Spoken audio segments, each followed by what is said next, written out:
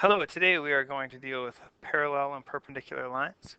The goals, the learning objectives for today are I can identify parallel and perpendicular lines based on their slopes, I can write equations of parallel line and a point not on a given line, and I can write an equation of a perpendicular line of a line through a given point.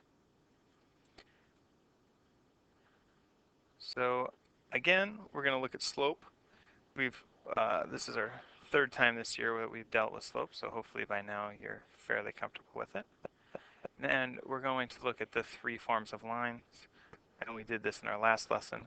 But most specifically, we're going to deal with point slope and y-intercept. So if you don't have those equations, make sure you have them down. Now, how do we know if lines are parallel? Or what do we know if we know lines are parallel? Well, say if this was our y-axis, you can see that their y-intercepts are going to be different. That one's positive, that one's negative. But their slopes are going to be exactly the same. Now, how do we know if lines are perpendicular? Well, if we had the same situation, and I had this line going positive, the perpendicular would look something like this. So if this is positive, this has to be negative. And there's actually a special relationship.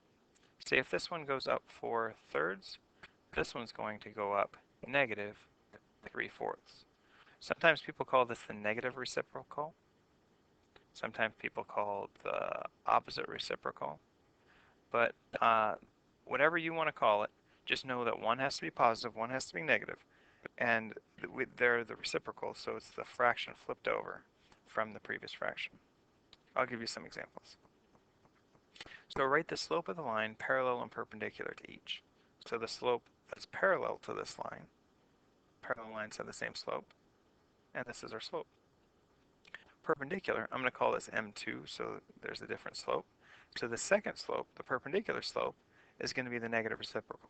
Since this is positive, this one has to be negative. And since this is 2, it should be 2/1. So the reciprocal would be 1/2. So that's our perpendicular slope. For our next one, our slope again is in front of x, so negative 1/3. So for the parallel line, it's negative 1/3. Our perpendicular is going to be the negative reciprocal. Since that's negative, this has to be positive, and this would be 3/1, or just 3. Hopefully it's starting to make sense. Now, if we have two lines crossing out here, and we want to check to see if they're perpendicular, we need to look at the slopes of each of those lines. Oops. So I'm going to find the slope of yz. This point is 1, 1, 2, 3, 4, 5, 6, 7. That's the point 1, 7. And 1, 2, 3, 4, 3. So negative 4, 3. The slope of that line will be 7 minus 3 over 1 minus negative 4, or that's going to be 4/5.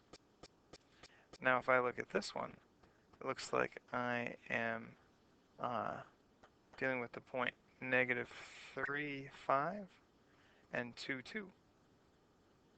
So I would do slope, the second slope is going to be 2 minus 5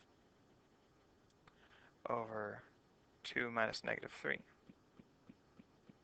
So that's going to be negative 3/5, and these are not negative reciprocals, so this would be neither. Alright, now this says, write the equation of a line that's parallel to this and passes through the point 3, 4. So if it's parallel, we know the slope has to be the same, negative 2. And if we know the slope and a point, the best equation is point-slope form. So we'll just write y equals our slope, x minus that x, plus our y, and we have an equation. Point-slope form is nice because it's so easy.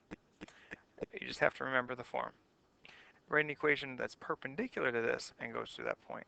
So if it's perpendicular, now our slope is going to be not negative but positive, and the reciprocal would be 1/2. So everything else would be the same, except for our slope now is 1/2. Now it says write the equation of a line that's parallel to this line and goes through this point. Well, if it's parallel to this, our slope is here, so it has to have the slope being 1/4, and we know a point, so then we can do point slope form pretty easily. So y is equal to our slope, x minus negative, which is +2, and then +8. Now it says perpendicular to this, but now they changed the point up a little bit. So perpendicular to this, since that's positive, the other one has to be negative, and so we have to flip it over, so it would be -4. So we could say y minus -4, x minus 7, minus 1, using this point with a 7 and 1. Alright, hopefully you're getting the hang of this a little bit. Now it says find the slope for each of these and find which ones are parallel and perpendicular. So if you understand this, pause the video and see how well you're doing at this. If not, we have AB, which is those 2 points. So I'm going to take y2 minus y1 all over x2 minus x1. So 6 minus a -3, that would be -3 over 3 minus 1, which is 2. So AB is -3/2. AC is -1 minus -3 over 4 minus 1. So minus a negative is plus, so that would be 2 over 3. So 2/3 is AC. Right off the bat, we know these two are perpendicular. Now CD, we're going to have 4 minus a -1 all over 6 minus 4. So that's going to be 5 over 2. That one's different completely, so that's not going to work. And then BD, we're going to have 4 minus -6 all over 6 minus 3. So that's what, 10/3?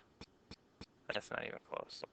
So the only thing that we have is we know AB is going to be perpendicular to AC. All right, hopefully some of this is making some sense to you, and you will be ready to do your homework. Good luck.